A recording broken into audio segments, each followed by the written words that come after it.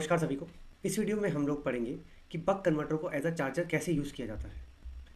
तो basically buck converter होता क्या है? तो बक कन्वर्टर एक डीसी टू डीसी कन्वर्टर है और ये वोल्टेज को स्टेप डाउन करने के काम आता है। स्टेप डाउन से हमारा मतलब है कि जो इनपुट में वोल्टेज रहेगा उससे कम हमें मिलेगा आउटपुट पे। इसका ज़्यादातर इस्तेमाल होता है यूएसबी पे या सोलर चार्जर्स पे या ईवी बैटरी चार्जर्स पे।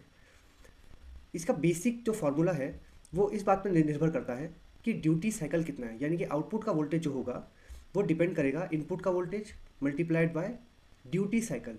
तो जो ड्यूटी साइकिल है वो बहुत इंपॉर्टेंट फैक्टर होता है इसमें।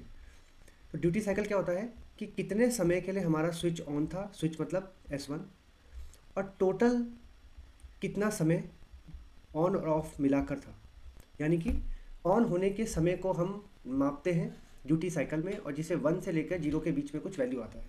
1 मतलब कम्प्लीटली ऑन था स्विच, और 0 मतलब स्विच कभी ऑन नहीं था। और मान लेते हैं कि अगर ड्यूटी साइकिल 0.5 है तो मतलब आधे टाइम ऑन था आधे टाइम ऑफ। ये जो ड्यूटी साइकिल है T on by T on plus T off, ये हमें बताता है कि ये इसका स्विच कितनी देर ऑन था। बक कन्वर्टर में 4 मेन कंपोनेंट लगते हैं। वो है हमारा स्विच, ये मॉसफेट हो सकता है, कोई बीजेटी हो सकता है, एक डायोड लगता है, एक इंडक्टर, और एक आउटपुट में रिपल को कम करने के लिए, वोल्टेज रिपल को कम करने के लिए एक कैपेसिटर लगता है। ये 4 इंपॉर्टेंट एस्पेक्ट हैं या 4 इंपॉर्टेंट कंपोनेंट्स हैं। जो हमारा वी आउट है ये हमारा लोड है, ये हमारा है लोड, ठीक है।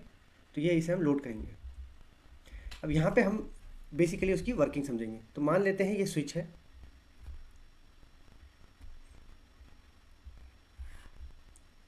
और ये हमारा है इंडक्टर,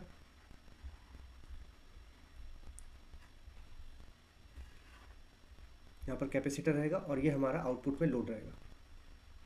तो लोड को हमने इस तरीके से बना लिया है। तो ये लोड हमारा कुछ भी हो सकता है, वो ईवी की बैटरी भी हो सकती है, ये ईवी की बैटरी भी हो सकती है लोड, और कोई अलग प्रकार का लोड भी हो सकता है। यहाँ पर स्विच जो लगेगा वो हम लोग कहेंगे कि मॉसफेट है, लेकिन हम उसे एस नाम से डिनोट करेंगे। हमारा इनपुट वोल्टेज को हम सोर्स वोल्टेज कहेंगे, डायोड को हम बोलते हैं फ्री व्हीलिंग डायोड, और इंडक्टर को हम एल से डिनोट करेंगे, और हमारा कैपेसिटर सी से। अब इसमें 2 मोड है। तो सबसे पहला मोड हम बोलते हैं जब एस ऑन है, यानी कि जब स्विच ऑन रहेगा। तो जब स्विच ऑन रहेगा यानी कि इसको हम इस तरीके से करते हैं कि मान लेते हैं स्विच ऑन है, तो हमारा सर्किट कौन सा ऑन रहेगा, ये वाला, यानी कि करंट ऐसे जाएगा और ऐसे रोटेट होकर आ जाएगा। यानी उस समय फ्री व्हीलिंग डायोड काम नहीं करेगा, यानी फ्री व्हीलिंग डायोड जो रहेगा वो ऑफ रहेगा, ठीक है। तो ये पहला मोड है। दूसरा मोड रहेगा जब एस हमारा ऑफ रहेगा, यानी कि ये ऑफ रहेगा। तो दूसरे मोड को हम बनाते हैं ब्लू से। तो दूसरे मोड में ये काम नहीं करेगा, हमारा जो करंट रहेगा वो इस तरीके से रोटेट करेगा यहाँ पर, ठीक है। तो यानी कि पहले मोड में सोर्स से करंट बहेगा लोड की तरफ, और दूसरे मोड में जिस समय स्विच ऑफ रहेगा उस समय इंडक्टर में एकदम से करंट हमारा चेंज नहीं होता है। तो वो जो इंडक्टर का करंट है वो रोटेट करेगा थ्रू फ्री व्हीलिंग डायोड, और ये टोटल प्रोसेस का जो करंट आपको दिखेगा वो इस तरह दिखेगा कि स्टार्टिंग में वो राइज करेगा, फिर एक समय के बाद स्विच ऑफ हो जाएगा, फिर वो थोड़ा फॉल करेगा फ्री व्हीलिंग डायोड के थ्रू, फिर ऑन फिर ऑफ। तो इस प्रकार का ये हमारा आएगा करंट, ये आई लोड करंट। ये जो इंडक्टर करंट है ये इस तरीके से रहेगा हमारा इंडक्टर करंट, ओके। तो इस तरीके की हमारी वर्किंग रहेगी। और बक कन्वर्टर का बहुत ज़्यादा इस्तेमाल चार्जर्स में ही होता है। वो इस तरीके से हम समझ सकते हैं कि मान लीजिए सोर्स वोल्टेज आपका 48 वोल्ट है, या सोर्स वोल्टेज आपका 60 वोल्ट है, और आपको बैटरी चार्ज करनी है 48 वोल्ट की। तो लोड वोल्टेज को हमें कितने पे सेट करना है, लोड वोल्टेज को हमें सेट करना है 48 वोल्ट, वो भी फिक्स, ठीक है। तो ऐसा करने के लिए हम कितना ड्यूटी साइकिल रख सकते हैं, तो हम इसी से निकाल सकते हैं। 48/60 हम करेंगे तो ये समथिंग 4/5 आएगा, और 0.8, तो हम ड्यूटी साइकिल 0.8 रख सकते हैं, ठीक है।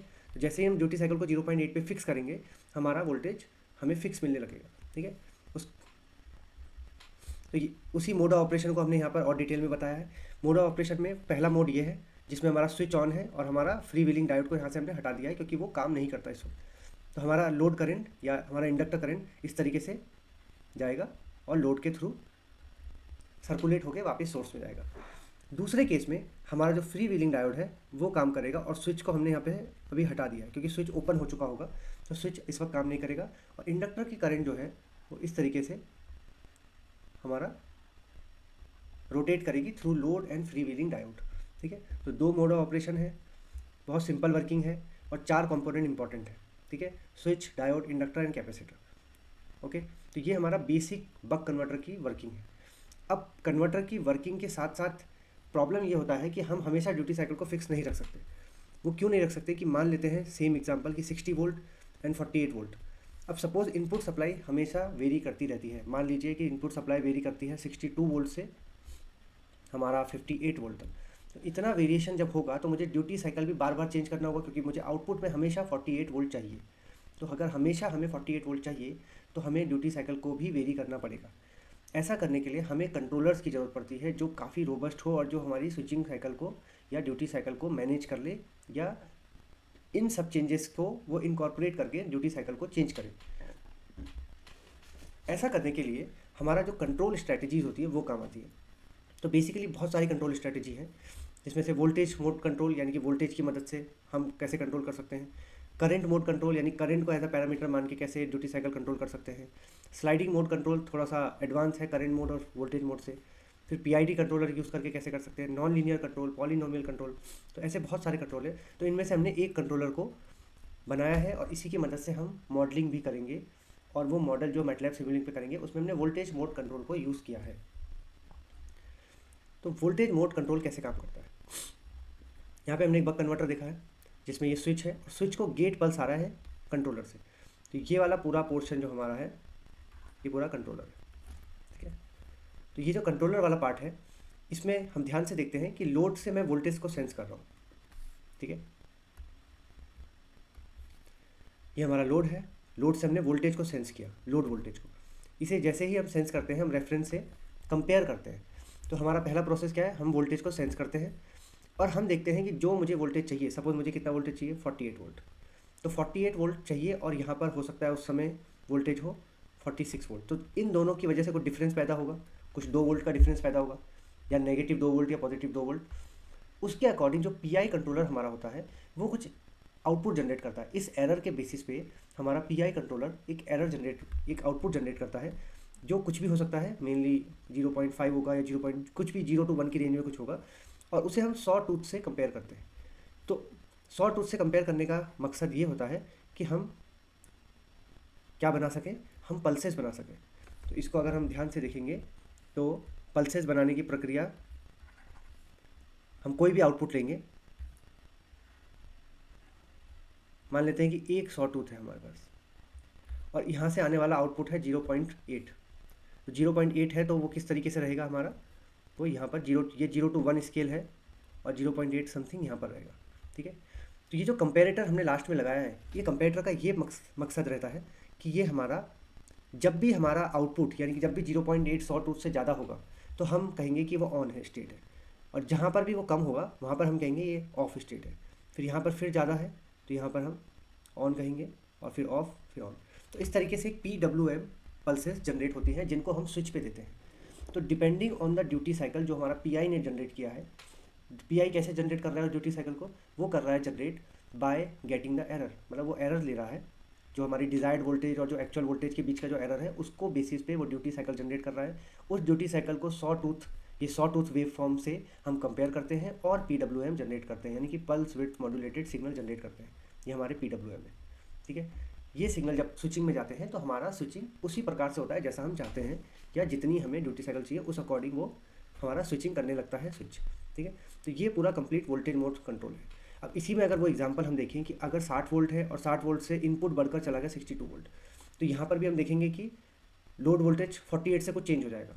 अगर यहाँ वोल्टेज बढ़ा है 62 और हमारा गेट पल्स आ रहा था 0.8, तो हमारा यहाँ पर 48 नहीं आएगा, उसके बाद हो सकता है 49 आए। तो अगर 49 आएगा तो वो डिज़ायर्ड से फिर चेंज हो जाएगा। तो यहाँ पर हमें दिखेगा कि हमारा डिफरेंस क्या है, -1 हो गया।